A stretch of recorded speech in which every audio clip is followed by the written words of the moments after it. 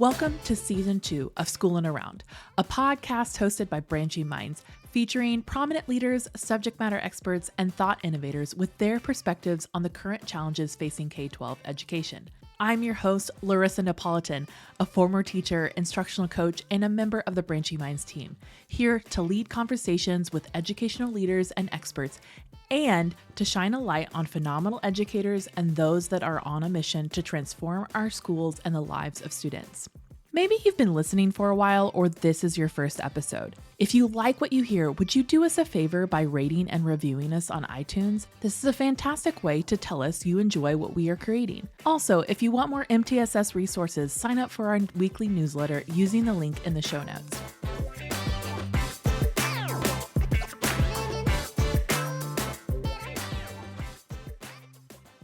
Have you ever tried a new recipe only for it to not turn out like the pictures online? If you're like me, you're probably going back through the steps to figure out what went wrong. Too much salt or not enough, or maybe you left out that one critical ingredient. It comes down to determining how you didn't follow the recipe to fidelity. Now, this is a small comparison, but the same goes for understanding why students aren't making progress, even though a plan has been put in place to help. Today, I'm going to answer the question, what does fidelity monitoring mean in MTSS? Let's dive in. When I was an instructional coach, I would sit in leadership meetings listening to principals and other administrators express frustration about the lack of progress with students. Programs, interventions, and policies are in place, but there was something missing. On paper, often it can seem like there's nothing more that can be done. However, what exists in theory may not translate to application. Meaning, sometimes what's discussed and planned on in a meeting might not always get applied as the leader envisions. The missing piece we're talking about is about implementing intervention supports to fidelity. Without fidelity monitoring in MTSS, we don't know if the student actually has received that high quality instruction or intervention that was planned. A consistent plan to monitor and improve the quality of your intervention implementation could be the missing ingredient in your student's success. So, what does fidelity really mean? Fidelity measures how consistently the critical components of MTSS are implemented in the school setting, which includes core instruction, interventions, and assessments.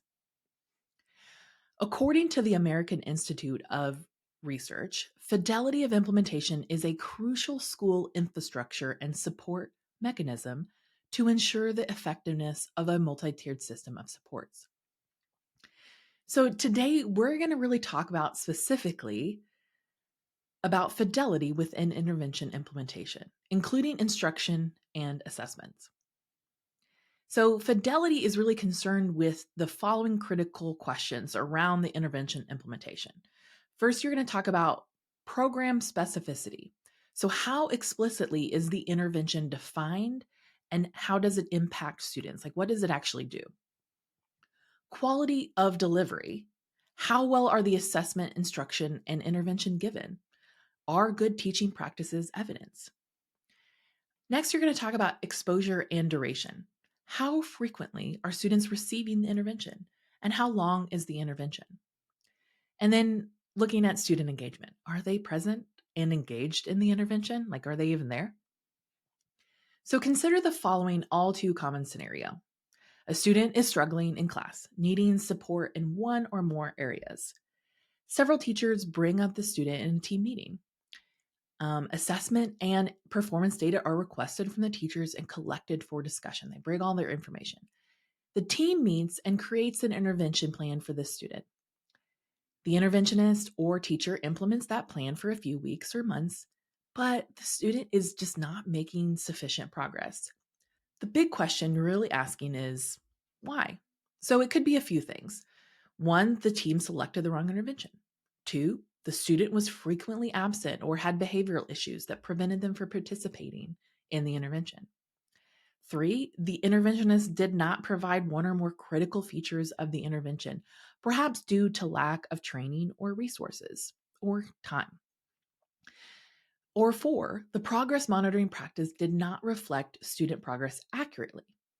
Now, it's really easy to assume that the first option, choosing the wrong intervention, might be the reason that the student isn't making progress, when in fact those other options could be in play, but may not always be visible for the team. So, what does fidelity monitoring really look like at the school level? When you're considering interventions and support for students, measuring fidelity means gathering data to check implementation and assessment, is gathering information around that. Really, best practice is to have a regular system of observation and feedback for those who provide interventions and assessments. And this could mean that a colleague or supervisor who is trained to use a fidelity rubric can provide that much needed support for teachers and interventionists. And that could be something that's a part of the duties of the student support team and MTSS team members. It doesn't always have to be an administrator or instructional leader. It could just be someone that and maybe it's the whole team, right? Everybody is trained to do that so that you can get another set of eyes. Fidelity monitoring can also include self-evaluation using reflection or video. A few questions to consider when thinking about intervention for fidelity for your students are these. First, are grade level teams and MTSS leadership regularly checking and discussing fidelity of implementation and progress monitoring? Are they even talking about it in a meeting? And then asking, what is the current process for monitoring fidelity and differentiation with core instruction and intervention?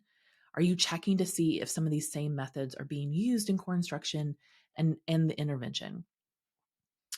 And then asking, what are the formative assessment techniques and that are embedded within lesson design, like checks for understanding or exit tickets? Are those effective? Are you monitoring that progress, right?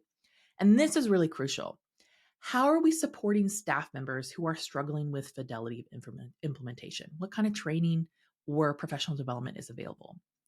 Because even with the best intentions, it can be challenging to keep up with fidelity monitoring. It can almost feel optional somehow, even though it is absolutely critical to the success of MTSS. So for leaders, here are a few tips for measuring and improving fidelity for your educators and your other leaders on the team. Like I mentioned before, utilize a fidelity of implementation rubric whenever possible.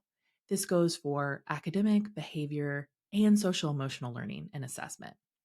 I will include a link to one in the show notes. And then use direct observation along with self-reporting of fidelity.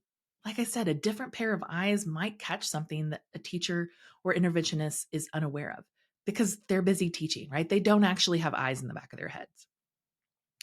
Make sure to measure fidelity in a variety of ways across several settings and different times of year, right? Your observations should vary at different times of the hour, right? That was my biggest pet peeve of when I have administrators observe during the first 10 minutes of class or the last 10 minutes of class. I'm like, you missed the meat of what was happening that day. And then finally, provide adequate training and follow-up to ensure that intervention and assessments are used as intended. Something to think about is that when students aren't making progress, teachers might already feel stress and unease about being checked up on. But I think the question to lead with when you follow up is, what support can I offer you? They might already know what needs to be done or that there's something wrong. So what support can I offer you is better than maybe leading with critical statement or being judgmental. So to wrap up, without a system to check fidelity, we can't be sure that our students are receiving the best possible instruction and intervention. MTSS is about more than compliance and documentations, right? We all know that. So when you utilize a fidelity rubric, direct observation, and regular training and follow-up, you can help ensure that you're providing the high quality support that students deserve and even that teachers deserve. I know that intervention, implementation, and progress monitoring can be challenging, maybe even tedious at different points. But one of the best aspects of MTSS is the idea of continuous improvement, and fidelity monitoring stems from that core principle. I hope that this episode will encourage you the next time you're sitting in a meeting frustrated and wondering what to do to make sure that the work your staff is doing is effective and that students are making progress. Until next time, have a great day and thanks for listening.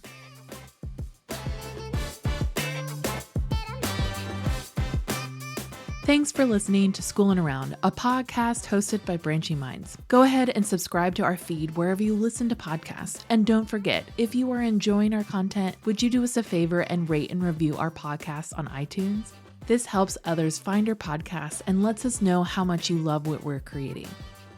Branching Minds is an educational technology company using learning sciences and technology to help districts effectively personalize learning through MTSS. To learn more about us, check out our website, branchingminds.com, or follow us on Twitter, Facebook, or LinkedIn at Branching Minds.